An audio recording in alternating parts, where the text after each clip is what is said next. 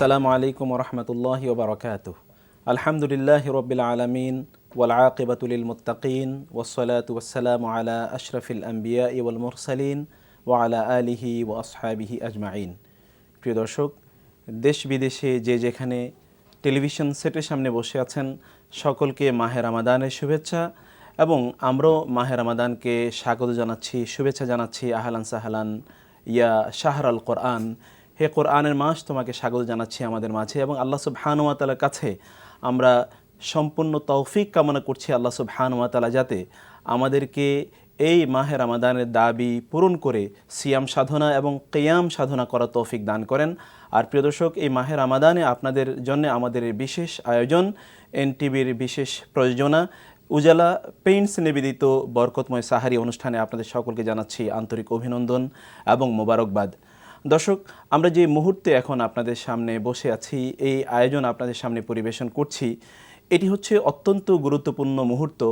রাসূলুল্লাহ সাল্লাল্লাহু আলাইহি ওয়াসাল্লাম বলেছেন, ইযা কানা আউয়ালু লাইলাতিন মিন শাহরি রমাদান সুফিদাতিশ শায়াতিন ওয়া মারাদাতুল জিন ওয়া গুল্লিকাত আবওয়াবুন নার ফালাম ইফতাহ মিনহা বাব ওয়া ফুতিহাত আবওয়াবুল জান্নাহ ফালাম ইউগলাক মিনহা বাব ওয়া ইউনাদি মুনাদি ইয়া বাগিয়াল খাইরি আকবিল ওয়া ইয়া বাগিয়াশ শাররি আকসির ওয়া লিল্লাহি উতাকাউ মিনান নার ওয়া যালিকা কুল্লা লাইলা।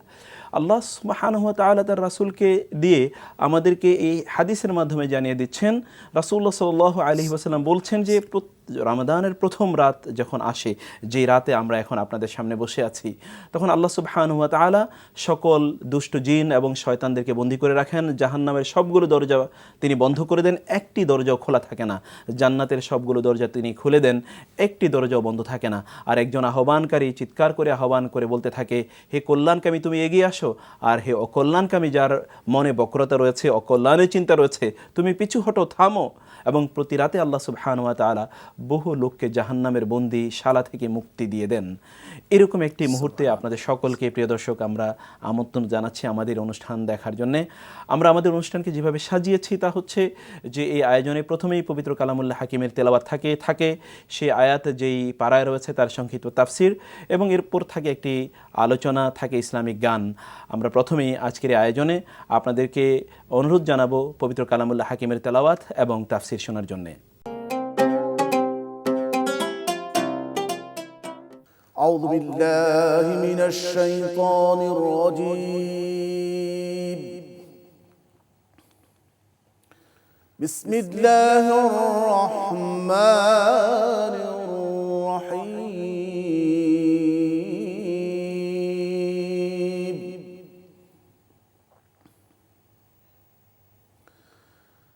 وإذ جعلنا البيت مثابة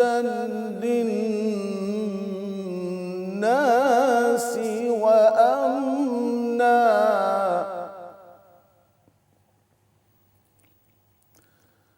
واتخذوا من مقام إبراهيم مصلى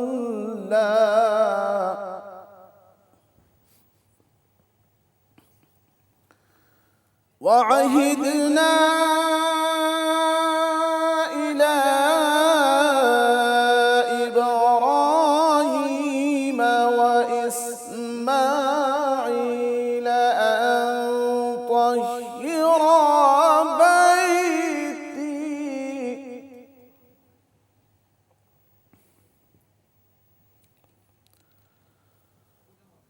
أن طهرا بيتي للطائفين والعاكفين والركع السجود. وإذ قال إبراهيم رب اجعل هذا بلدا آمنا وارزق أهله هذا بلدا آمنا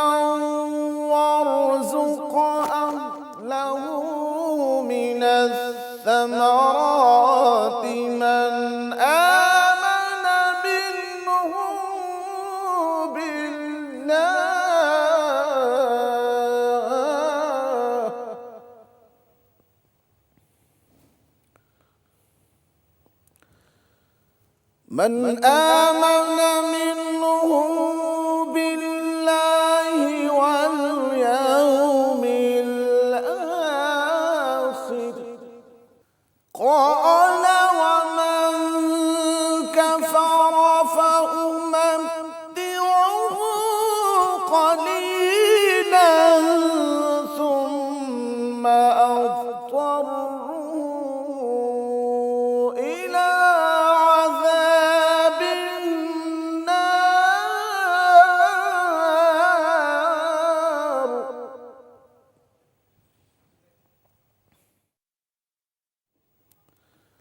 ثم أضطره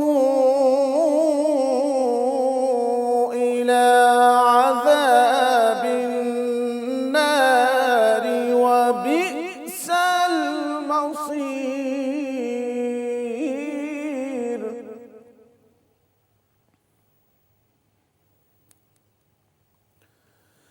وإذ يرفع إبراهيم القواعد من البيت وإسماعيل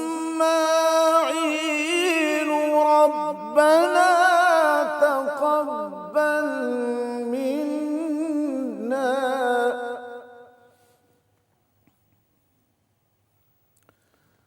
ربنا تقبل منا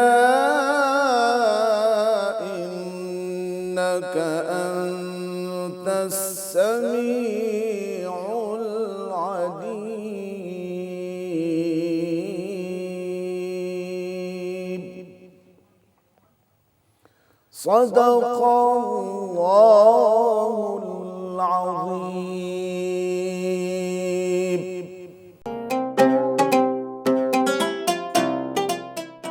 আসসালামু আলাইকুম রহমতুল্লাহি ওয়া বারাকাতুহু আলহামদুলিল্লাহি রাব্বিল আলামিন ওয়াসসালাতু ওয়াসসালামু আলা সাইয়্যিদিল মুরসালিন ওয়া আলা আলিহি ওয়া সাহবিহি আজমাইন আম্মা বা'দ।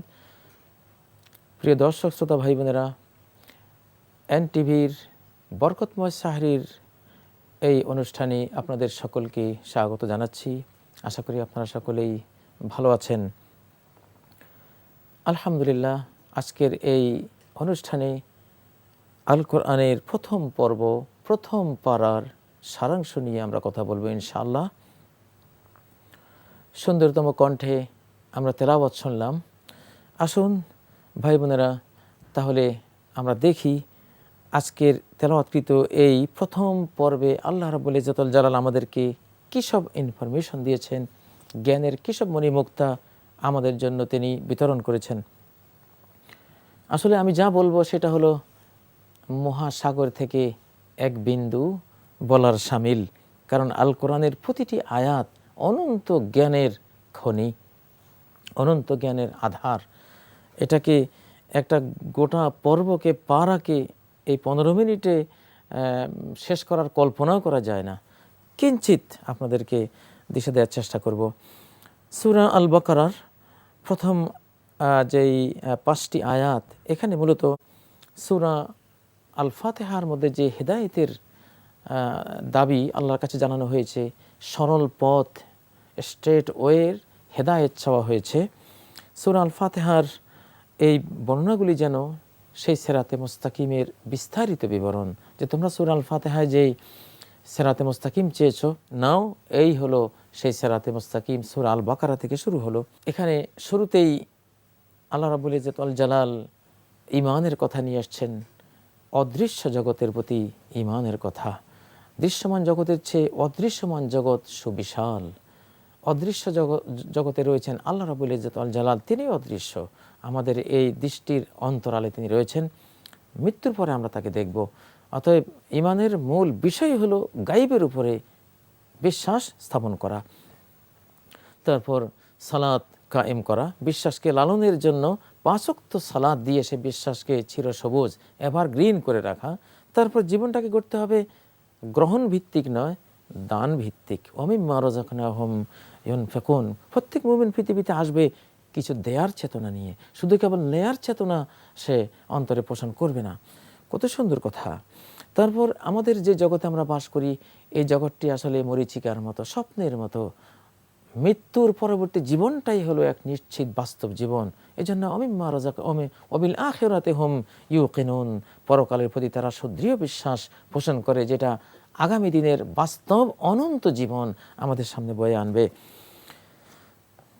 তারপর এই সূরার মধ্যে মাগদুব আলাইহিম আদ-দাল্লিনদের কিছু বিবরণ রয়েছে। মাগদুব আলাইহিম যারা জানে কিন্তু মানে না, দাল্লিন যারা জানে না মানেও না। কাফেরদের প্রতি দুটো আয়াত এখানে নাজিল করা হয়েছে। যারা আল্লাহকে অবিশ্বাস করে তারা গজবপ্রাপ্ত। আমরা যাতে তাদের জীবন অনুসরণ না করি, তাদের পথ অনুসরণ না করি, সেই জন্য সতর্ক করে দেওয়া হয়েছে।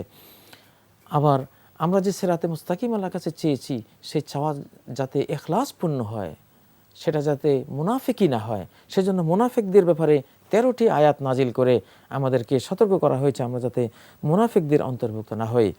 তারপর 20 নম্বর আয়াত থেকে এই মহাবিশ্ব সৃষ্টির যতগুলো দিক আছে সেগুলো থেকে বড় বড় দিক, আকাশের সৃষ্টি, জমিনের সৃষ্টি, আকাশ থেকে পানি বর্ষণ, সেগুলো থেকে বিভিন্ন রকমারি ফলমূলের সৃষ্টি ইত্যাদি আল্লাহর অস্তিত্বের এক একটি দলিল। আসলে সৃষ্টি স্রষ্টার দলিল।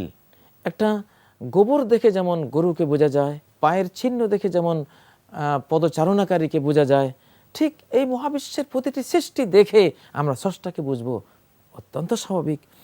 যারা নাস্তিক, যারা আল্লাহকে স্বীকার করে না, তারাও কিন্তু মৃত্যুর পরিবেশে যখন পড়ে, সব নাস্তিকরাই আস্তিক হয়ে যায়। মৃত্যুর পরিবেশে গিয়ে সবাই মুমিন হয়ে যায়। ওই যাগশিহুম মাউজুন কাযুলালি দাউল্লাহ, যখন সাগরের মহা সাইক্লোন হ্যারিকেন তাদেরকে গ্রাস করে বসে, তখন সব কাফের নাস্তিকরা সেখানে অকপট চিত্তে মুখলেস হয়ে আল্লাহর কাছে দোয়া করতে থাকে যে আল্লাহ তুমি যদি বাঁচাও তাহলে আর শিরিক করব না।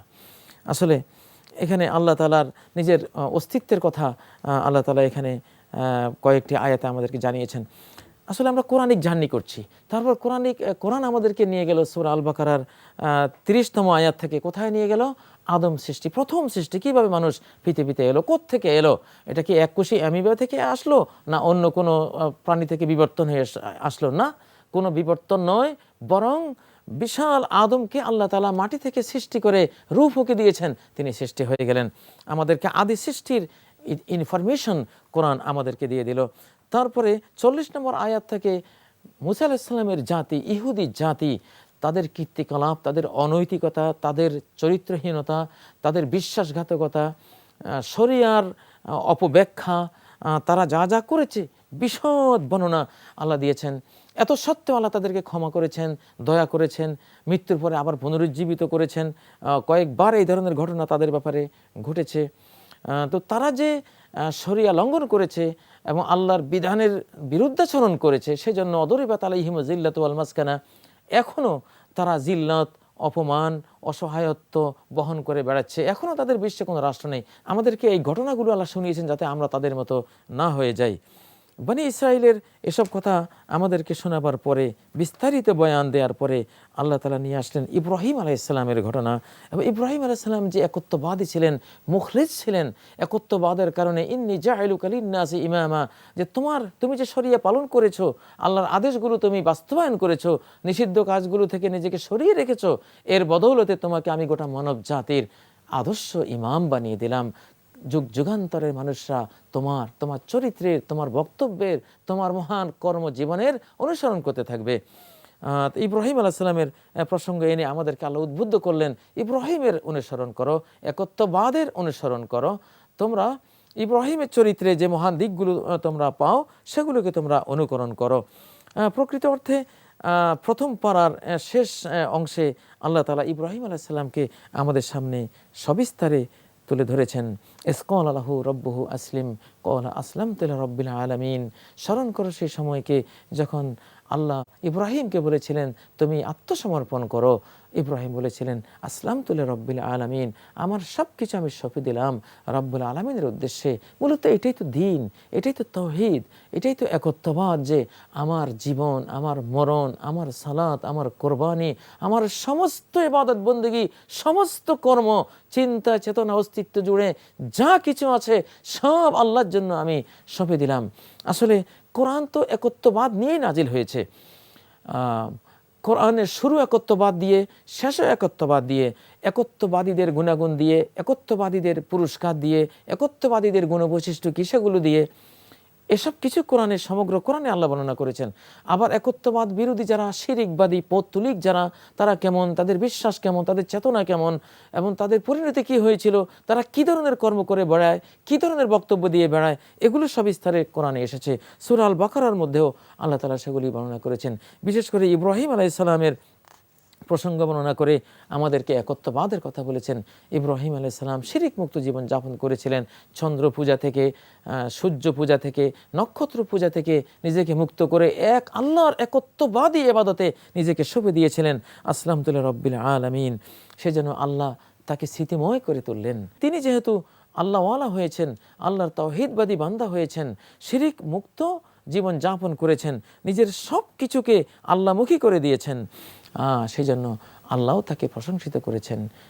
প্রকৃত অর্থে প্রথম পারার মধ্যে আমরা যদি ইব্রাহিম আলাইহিস সালামকে অনুকরণ করি, ইব্রাহিম আলাইহিস সালাম আগুনে যখন নমরুদ তাকে ফেলছিল, তখন জিবরাইল জিজ্ঞাসা করলেন, তোমার কি প্রয়োজন, তোমার কি সাহায্য দরকার? তার কাছে তিনি কোনো সাহায্য চাইলেন না, মন আল্লাহর দিকে এমনভাবে সঁপে দিলেন, আল্লাহ উপর থেকে আগুনকে কমান্ড করলেন, আগুন ঠান্ডা হয়ে যাও। সেই ইব্রাহিমের কথা আমাদের জন্য এখানে আল্লাহ নিয়ে এসেছেন। এবং কুল আতুহাজ্জুনানা ফিল্লাহি ওয়া হুয়া রাব্বুনা ওয়া রাব্বুকুম ওয়া লানা আমালুনা ওয়া লাকুম আমালুকুম ওয়া নাহনু লাহু মুখলিসুন। আল্লাহকে নিয়ে বিতর্ক করছো? আল্লাহকে কি নিয়ে কোনো বিতর্ক করা যায়? আল্লাহ সকল বিতর্কের ঊর্ধ্বে।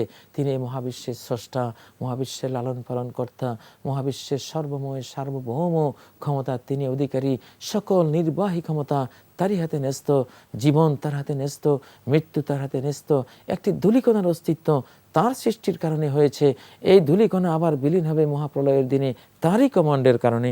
সে আল্লাহর প্রতি আমাদের বিশ্বাস পোষণ করতে হবে।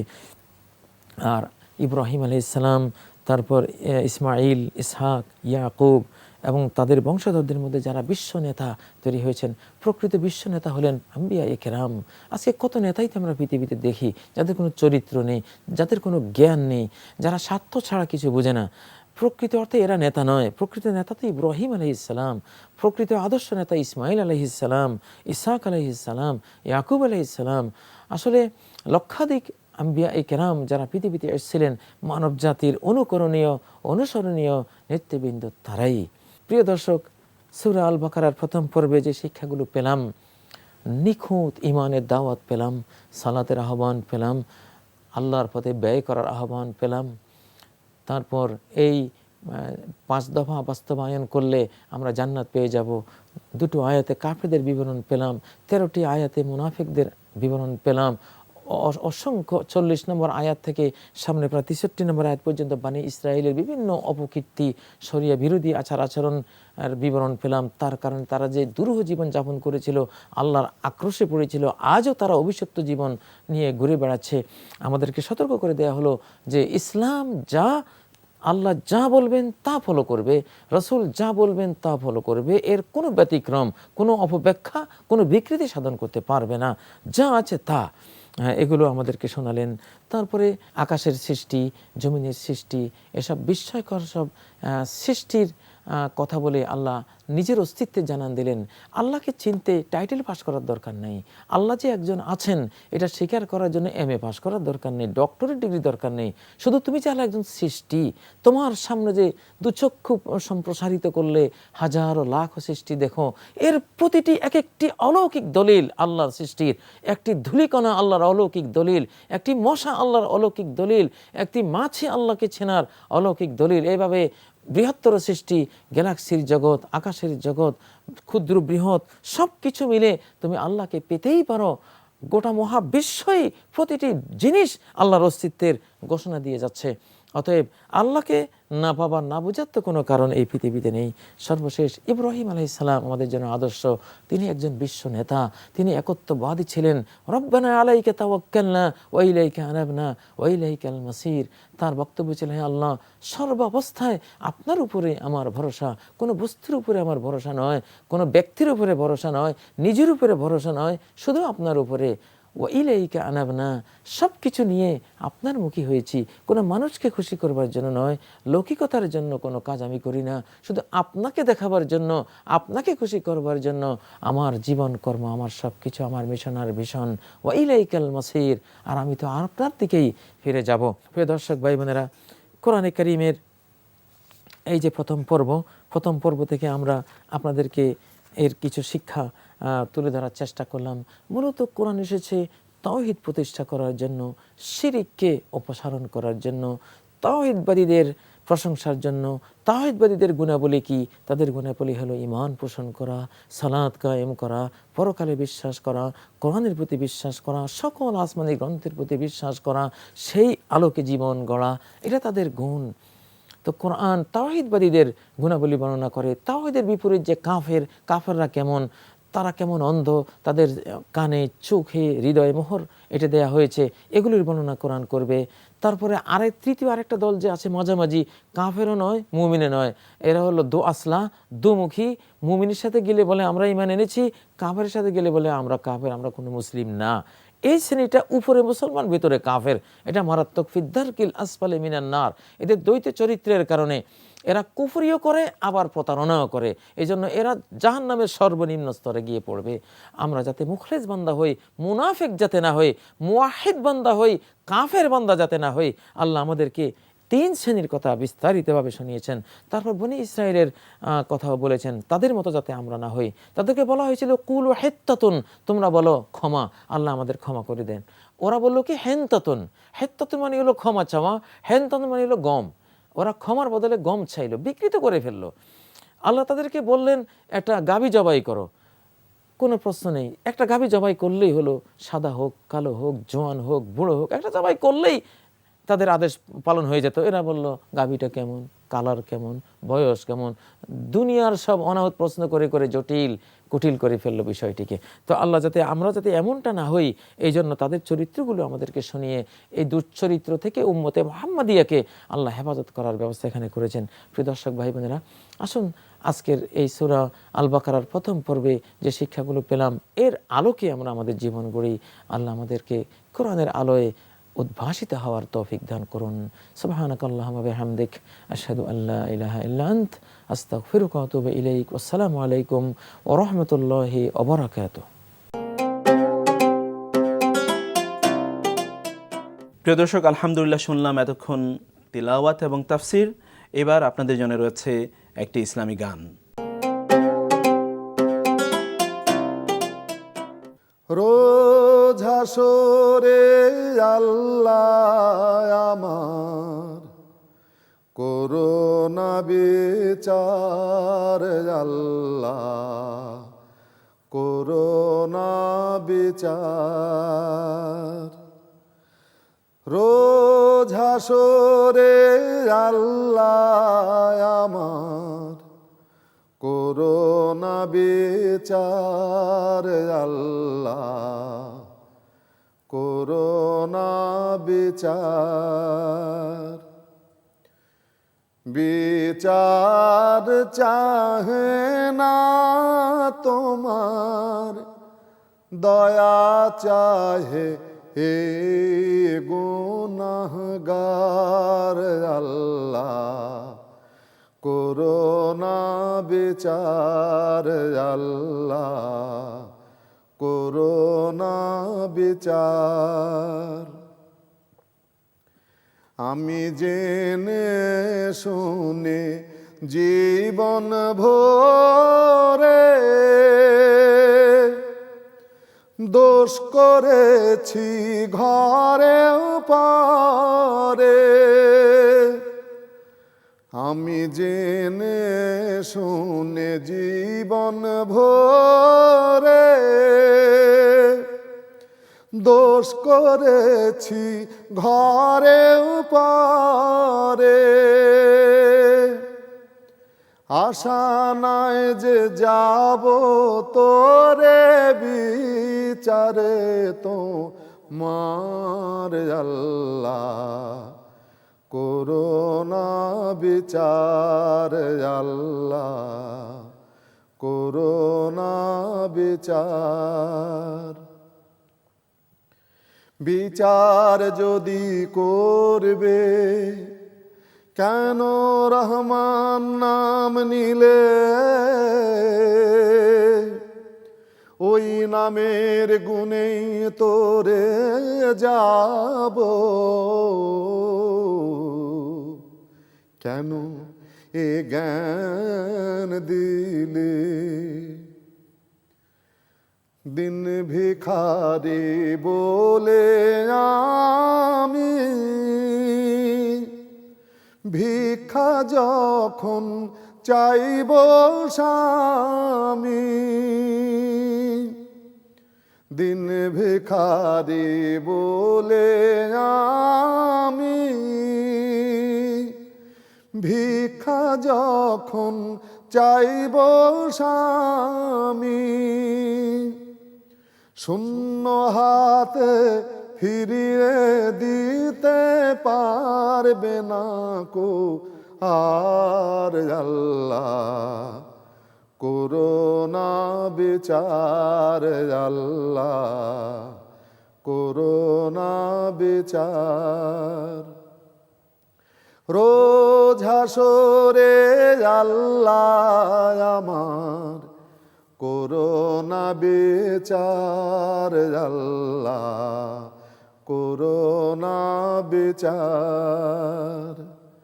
বিচার চাহে না তোমার, দয়া চাহে এই গুনাহগার আল্লাহ, করোনা বিচার আল্লাহ, করোনা বিচার। দর্শক, এখন আমরা একটি গুরুত্বপূর্ণ বিষয়ে আলোচনা শুনব। আলোচনার বিষয় হচ্ছে রামাদানের প্রস্তুতি এবং সিয়াম সাধনার ফজিলত। মূলত এই যে রামাদান এসছে, তার জন্য আমাদের কি প্রস্তুতি থাকবে, আমরা যে সিয়াম সাধনা করছি তার কি ফজিলত রয়েছে, সেই বিষয়ে আলোচনা করার জন্য আমাদের সাথে আজকে অংশগ্রহণ করেছেন বাংলাদেশের উদীয়মান ইসলামী চিন্তাবিদ এবং মিডিয়া ব্যক্তিত্ব, জাতীয় বিশ্ববিদ্যালয়ের সম্মানিত অ্যাসিস্ট্যান্ট প্রফেসর ডক্টর ইমাম হোসেন। আসসালামু আলাইকুম রহমতুল্লাহি ওয়াবারাকাতুহু। ওয়ালাইকুম আসসালাম রহমতুল্লাহ বারাকাতুহু। মোহতারাম, কেমন আছেন আপনি? আলহামদুলিল্লাহ। হাইয়াক আল্লাহ উস্তাদ, আমাদের মাঝে আপনাকে স্বাগত জানাচ্ছি। যে বিষয়টি আমরা বলেছি যে রামাদান এসছে আল্লাহ সুবহানাহু ওয়া তাআলার পক্ষ থেকে শ্রেষ্ঠতম মেহমান। এই মেহমানকে স্বাগত জানানোর জন্য তো আমাদের একটি প্রস্তুতি দরকার। যেমন আমাদের বাসায় যদি কোনো মেহমান আসে, সেই মেহমানের মর্যাদা যত বেশি হয়, আমাদের প্রস্তুতি আয়োজন তত বেশি হয়। তো এই যে রামাদান আসলো, অলরেডি আমরা রামাদানের মধ্যে ঢুকে গিয়েছি, এর ব্যাপারে আমাদের কি প্রস্তুতি থাকা দরকার এবং এটিকে কিভাবে আমরা গ্রহণ করতে পারি, আমাদের সেই বিষয় যদি একটু আপনি আলোকপাত করতেন। জাযাকাল্লাহু খাইরান। আমিন। আলহামদুলিল্লাহ, এই বিষয়টি অত্যন্ত গুরুত্বপূর্ণ একটি বিষয় যে পবিত্র মাহে রমাদান আমাদের সামনে অত্যন্ত মোবারকময় একটি বড় ধরনের মেহমান। জি। এই মেহমান যখন আমাদের সামনে আসবে, অবশ্যই তার একটি প্রস্তুতি আমাদেরকে আগে থেকেই, শুরু থেকেই আমাদেরকে নিতে হবে। সেই প্রস্তুতিটি হবে আমরা এই মাসে কিভাবে আল্লাহ সুবহানাহু ওয়া তাআলার রহমত লাভ করব, কিভাবে আল্লাহ সুবহানাহু ওয়া তাআলার পক্ষ থেকে মাগফিরাত লাভ করব, আমাদের জীবনের সমস্ত গুনাহগুলোকে কিভাবে আল্লাহ সুবহানাহু ওয়া তাআলার নিকট থেকে ক্ষমা করে নিব, জি জি, কিভাবে আমরা এই মাসে জাহান্নাম থেকে মুক্তি পেয়ে আমরা জান্নাতি হয়ে যাব, জি জি, কিভাবে আমরা তাওবা ইস্তিগফারের মাধ্যমে আমাদের কবিরা গুনাহগুলো থেকে তাওবা নাসুহা করে আমরা গুনাহ থেকে মুক্ত হব। এই যাবতীয় বিষয়গুলোকে সামনে রেখে আমাদেরকে রমাদানের প্রস্তুতি নিতে হবে। জি জি, সেই লক্ষ্যে আমাদের রমাদানে প্রথমে যে কাজটি করতে হবে সেটি হলো সবগুলো সিয়াম, সবগুলো রোজা আল্লাহ রাব্বুল আলামিন যেভাবে নির্দেশ দিয়েছেন সেভাবে আমাদেরকে পালন করার জন্য চেষ্টা করতে হবে। ঠিক। এবং এর মধ্যে যে ইবাদতগুলো রমাদান মাসের সাথে সম্পৃক্ত, যেমন সলাতুত তারাবি, কিয়ামে রমাদান, সেটি আদায় করার চেষ্টা করতে হবে। এরপরে আমরা ইফতারি সুন্নত নিয়ম অনুযায়ী দ্রুত ইফতারির আমরা ব্যবস্থা করা, আয়োজন করা, যাবতীয় কার্যক্রম নবী সাল্লাল্লাহু আলাইহি সাল্লামের সুন্নাহর আলোকে আমাদেরকে করার চেষ্টা করতে হবে। আর সবচেয়ে বড় যে বিষয়টি, গুরুত্বপূর্ণ বিষয়টি, সেটি হলো এই রমাদান মাস কোরআন নাজিলের মাস। আল্লাহ রাব্বুল আলামিন সূরা আল বাকারার 185 নম্বর আয়াতে আল্লাহ পাক ইরশাদ করেছেন, শাহরু রমাদান আল্লাযী উনজিলা ফীহিল কুরআন হুদাল লিন-নাসি ওয়া বায়্যিনাতিম মিনাল হুদা ওয়াল ফুরকান। রমাদান মাস তো সেই মাস যে মাসে আল্লাহ রাব্বুল আলামিন কোরআন নাজিল করেছেন। আর কোরআন হুদাল লিন-নাস, দুনিয়ার সমস্ত মানুষের জন্য আল্লাহ পাক নাজিল করেছেন। তাহলে কোরআন থেকে হেদায়েত পাওয়া যাবে। আল্লাহ পাক কোরআনকে নাজিল করেছেন হেদায়েতের উদ্দেশ্যে। তাহলে আমাদেরকে এই রমাদান মাসে রমাদানের প্রস্তুতি হিসাবে প্রথমে যেটি রাখতে হবে, কোরআনে কারিমের বেশি বেশি তেলাওয়াত। কোরআনে কারিম যাদের সহি নেই তারা কোরআনে কারিমের তেলাওয়াতকে সহি করা। কোরআনে কারিমের যারা অর্থ জানি না তারা অর্থ জানার চেষ্টা করা, কোরআনে কারিমের ব্যাখ্যা জানার চেষ্টা করা, কোরআন অনুযায়ী নিজের জীবনকে গড়ে তোলা, অর্থাৎ কোরআনে কারিমের সাথে আমাদের সম্পর্ক বৃদ্ধি করা। আমি একটা বিষয় একটু আপনার সাথে ইন্টারেক্ট করছি, সেটা হচ্ছে এই যে প্রস্তুতি তো দু ধরনের হয়। একটি হচ্ছে স্পিরিচুয়াল বা আমাদের যে মেন্টাল সাইকোলজিক্যাল প্রিপারেশন, মানে মানসিক মনস্তাত্ত্বিক একটি প্রস্তুতির বিষয় রয়েছে, আর একটা শারীরিক প্রস্তুতির বিষয়। যেমন আপনি মনস্তাত্ত্বিক প্রস্তুতির বিষয়ে বললেন যে আমাদেরকে এই আবাদতগুলো করার জন্যে মানসিকভাবে রেডি থাকা, রেডি হওয়া। যেমন রাসূল সাল্লাল্লাহু আলাইহি ওয়াসাল্লাম এই জন্য শাবান মাসে অনেক রোজা রাখতেন যাতে রমাদানে তিনি এই কাজগুলো করতে পারেন, যাতে কোনো ইন্টারাপশন তৈরি না হয়। আরেকটি প্রস্তুতির বিষয়, যেরকম রমাদানের দিনগুলো যতই আমরা সামনের দিকে অগ্রসর হব, একেবারে কোনো এক সময় আমরা ওই যে রমাদানের সর্বশেষ সেই 10 দিনের মধ্যে ঢুকে যাবো, যেখানে ইতিকাফের বিষয় রয়েছে এবং লাইলাতুল কদর পাওয়ার বিষয় রয়েছে। এই যে যতই সামনে যাব ততই কিন্তু অনেক বেশি ফজিলতপূর্ণ দিনগুলো আমাদের সামনে চলে আসবে, রাতগুলো চলে আসবে। সেখানে কিন্তু আমাদের একটা ফিজিক্যাল প্রিপারেশনের বিষয় রয়েছে। যেমন ধরেন এই যে কেনাকাটাগুলো আগেই যদি পারতাম আমরা শেষ করে নিতাম, এখনও যারা শেষ করতে পারিনি তারা দ্রুত 2-1 দিনের মধ্যে কেনাকাটাগুলো শেষ করে নিয়ে ফিজিক্যালি যাতে আমরা অনেক বেশি কনসেন্ট্রেট করতে পারি ইবাদতের প্রতি, এই বিষয়ে যদি আপনি একটু আলোকপাত করেন প্লিজ। জি, এটি অত্যন্ত গুরুত্বপূর্ণ একটি বিষয়। আসলে আমরা দেখা যায় রমাদান মাসের প্রথম দিকগুলো থেকে শেষের দিনগুলো অত্যন্ত ফজিলতময়, যেখানে আল্লাহ সুবহানাহু ওয়া তাআলা লাইলাতুল কদরের মতো রাত্রি লুকায়িত রেখেছেন। কিন্তু সেই লাইলাতুল কদর, যে লাইলাতুল কদর খায়রুম মিন আলফি শাহর, হাজার মাস থেকে আল্লাহ সুবহানাহু ওয়া তাআলার নিকটে অধিক উত্তম। সেখানে ইবাদত বন্দেগী, আল্লাহর নিকট কান্নাকাটি করা, তারপরে ইবাদত বন্দেগীর পরিমাণ বাড়িয়ে দেওয়া, এটি হলো আমাদের করণীয়। কিন্তু দেখা যায় শেষ দিনগুলোতে আমরা ইবাদত বন্দেগী না বাড়িয়ে আমরা মার্কেটে বিভিন্ন দিকে বিভিন্ন কাজে কর্মে আমরা ব্যস্ত হয়ে আমরা ইবাদত বন্দেগীতে বিঘ্ন ঘটে। এজন্য ওই যে কাজগুলো আমাদের ইবাদতে বিঘ্ন ঘটে সেগুলো আমরা আগে করে ফেলার চেষ্টা করতে হবে, যাতে ওই সময়গুলোতে আমরা ইতিকাফে বসতে পারি, বেশি বেশি ইবাদত বন্দেগী করতে পারি। আরেকটি বিষয় রমাদানে এর সাথে যুক্ত করতে হবে, সেটি হলো যে হালাল উপার্জন। রমাদান মাসের প্রস্তুতি, যে নিজে হালাল উপার্জন করা এবং আল্লাহর বান্দাদেরকে রমাদান মাসে কষ্ট না দেওয়া। তো এই কষ্টটা বিভিন্ন ধরনের হতে পারে। যেমন আমরা কাউকে খাদ্যে ভেজাল ঢুকিয়ে দিলাম রমাদান মাসে, যে রোজাদার ইফতার করবেন, সাহারি খাবেন, সেখানে আমরা খাদ্যে ভেজাল দিলাম, পণ্যের দাম বাড়িয়ে দিলাম, ওজনে কম দিলাম, তারপরে ভালো জিনিসের পরিবর্তে খারাপ জিনিস আমরা ঢুকিয়ে দিলাম।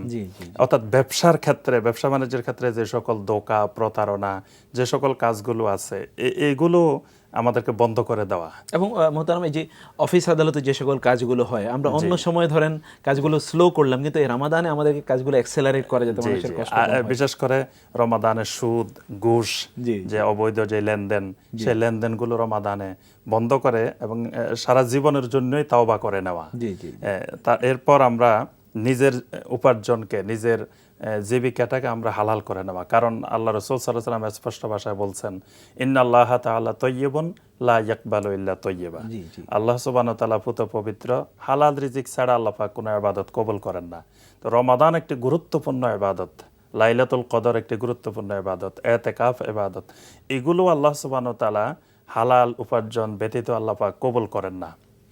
তাহলে হালাল উপার্জন করার জন্য মানসিকভাবে, বাস্তব দিক থেকে প্রস্তুতি নেওয়া, এটাও সিয়ামের একটি গুরুত্বপূর্ণ প্রস্তুতি বলে আমরা মনে করি। মানে এগুলো, এই প্রস্তুতি বলতে আপনি বলেছেন যে আমরা মানসিকভাবে সিদ্ধান্ত নেব যে এই কাজগুলো আমরা করব না, খারাপ কাজগুলো বর্জন করব, ভালো কাজগুলো করব। এই আমাদের সিদ্ধান্তটা তো আগেই নিতে হবে, তাই না? কারণ মনকে যদি আমি আগে দৃঢ় চেতা করি যে আমি এই কাজগুলো করব, এই কাজগুলো করব না, তাহলে তো সেই কাজগুলো করা আমার জন্য সহজ।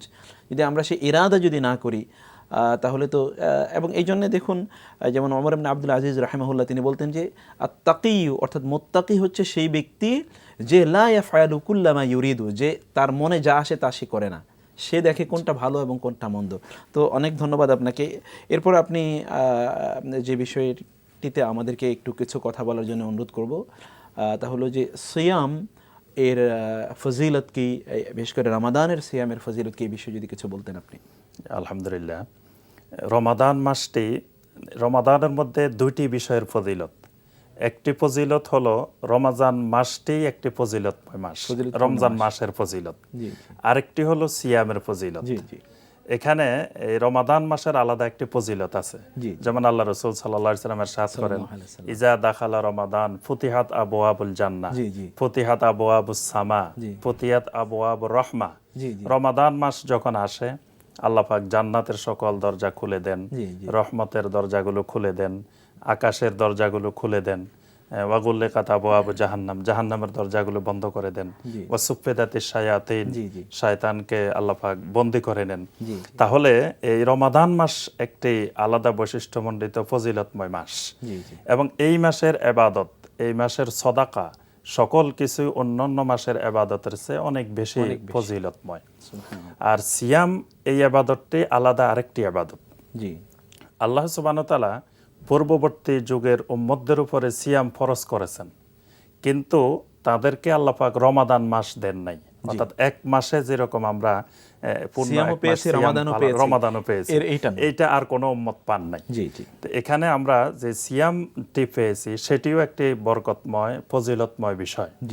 এই সিয়ামটা এমন ফজিলতময় যে নবী সাল্লাল্লাহু আলাইহি ওয়াসাল্লাম ইরশাদ করেন, মান সামা রমাদানা ঈমানান ওয়া ইহতিসাবান গুফিরা লাহু মা তাকাদ্দামা মিন যামবিহি। যে ব্যক্তি রমাদানের সিয়াম পালন করবে ঈমান এবং ইহতিসাবের সাথে, আল্লাহ রাব্বুল আলামিন তার অতীতের সকল গুনাহ মাফ করে দিবেন। সুবহানাল্লাহ। তাহলে সিয়ামের বড় ফজিলত যে তার অতীতের সকল গুনাহ আল্লাহ পাক মাফ করে দিবেন সিয়ামের মাধ্যমে। সুবহানাল্লাহ। এবং সেখানে অবশ্য শর্তর কথা আপনি তো বলেছেন যে ঈমান এবং ইহতিসাব, মানে ঈমানের সাথে, বিশ্বাসের সাথে যে আল্লাহর উদ্দেশ্যে তিনি কাজটি করছেন, কাউকে দেখানোর জন্য নয়, এবং সওয়াব প্রাপ্তির উদ্দেশ্যে। তো উস্তাদ জাযাকাল্লাহু খায়রান, অনেক চমৎকার আলোচনা করার জন্য আল্লাহ সুবহানাহু ওয়া তাআলা আপনাকে দুনিয়া আখিরাতে সর্বোত্তম জাযা দান করুন। আপনাকেও উত্তম জাযা দান করুন। আমিন। প্রিয় দর্শক, আমরা চমৎকার একটি আলোচনার সেশন শুনলাম। সেখানে আমরা বুঝতে পেরেছি যে রমাদানের জন্য আমাদের মানসিক শারীরিক প্রস্তুতি কী হওয়া দরকার, এবং আমরা এই সিয়াম সাধনা করলে কী ফজিলত আল্লাহ সুবহানাহুর পক্ষ থেকে পাবো। তো দর্শক, আমরা এই মুহূর্তে আমাদের আয়োজন শেষ করব, তার আগে আপনাদের জন্য আমাদের পক্ষ থেকে রয়েছে আরেকটি ইসলামিক গান।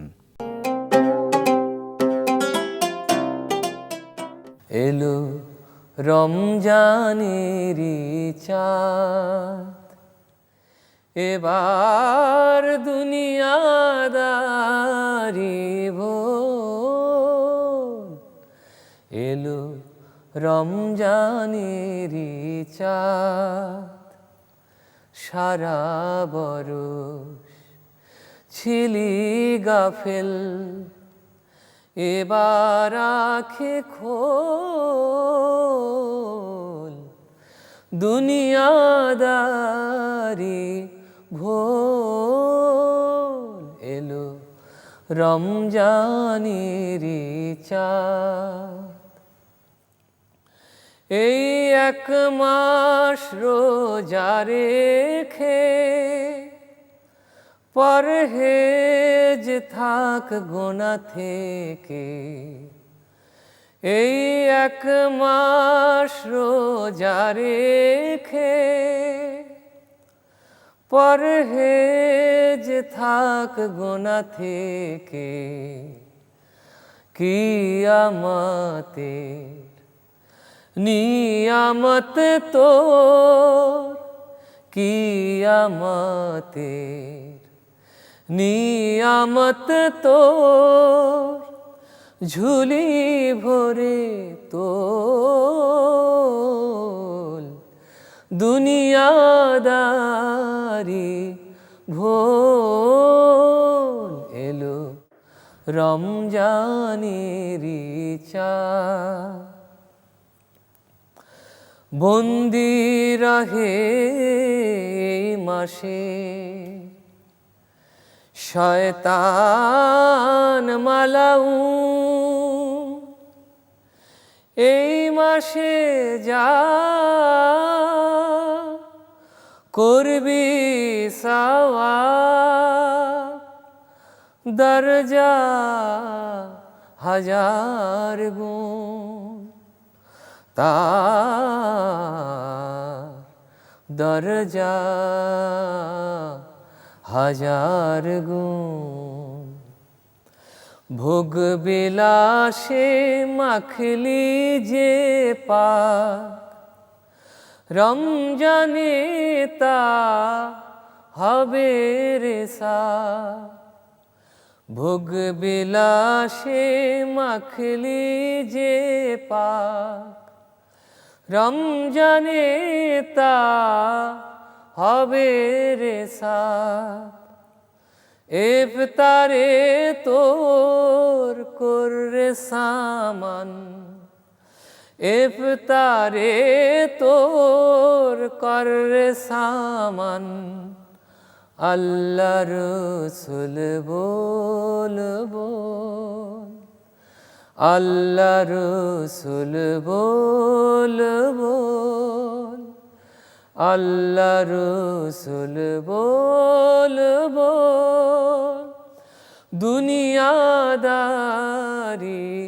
ভোল এলো রমজানেরি চাঁদ এবার দুনিয়াদারি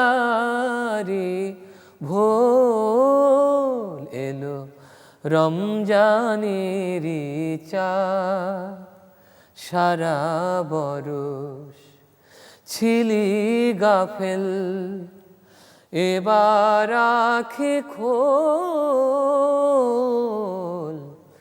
দুনিয়াদারি ভোল এলো রমজানেরি চাঁদ এবার দুনিয়াদারি ভোল এলো রমজানেরি চাঁদ। দর্শক, শুনলাম গানটি, বিদায় নেব। তার আগে আপনাদেরকে মনে করিয়ে দিতে চাই যে আল্লাহ সুবহানাহু ওয়া তাআলার পক্ষ থেকে এই রমাদান হচ্ছে স্পেশাল ব্লেসিং, স্পেশাল গেস্ট। আল্লাহর পক্ষ থেকে বিশেষ মর্যাদা নিয়ে এই মাহে রমাদান আমাদের সামনে সমাগত। আমরা আল্লাহর দেয়া এই মেহমানকে কিভাবে মর্যাদা দিচ্ছি, সে মর্যাদা দিতে গিয়ে যদি সামান্য কোনো ধরনের কসুরি হয়ে থাকে, কোনো ত্রুটি বিচ্যুতি হয়ে থাকে, তাহলে কিয়ামতের দিন আল্লাহ সুবহানাহু ওয়া তাআলার কাছে আমরা কি জবাবদিহি করব, সেটি একটি বিষয় রয়েছে। আর এই রমাদান আমরা কতদিন এই রমাদান পাবো, অথবা আমরা আগামী বছর কি এই রমাদান পাবো কি না, সেটি অবশ্য বড় ধরনের একটি জিজ্ঞাসা রয়েছে। এই ইত্যকার ইস্যুগুলোকে সামনে রেখে এই রমাদান যাতে সুষ্ঠুভাবে আমরা পালন করতে পারি, সিয়াম সাধনা যাতে করতে পারি আল্লাহ সুবহানাহু ওয়া তাআলার কাছে, সেই তৌফিক কামনা করে এবং আগামীকাল এই আয়োজন নিয়ে আপনাদের সামনে যখন হাজির হব তখনও যাতে আপনাদেরকে আমাদের পাশে পাই, সে আমন্ত্রণ জানিয়ে আজকে এখানে শেষ করছি। সকলেই ভালো থাকুন। আল্লাহ হাফেজ। ওয়াসসালামু আলাইকুম ওয়া রাহমাতুল্লাহি ওয়া বারাকাতুহু। ইয়া নবী সালাম আলাইকা ইয়া রাসূল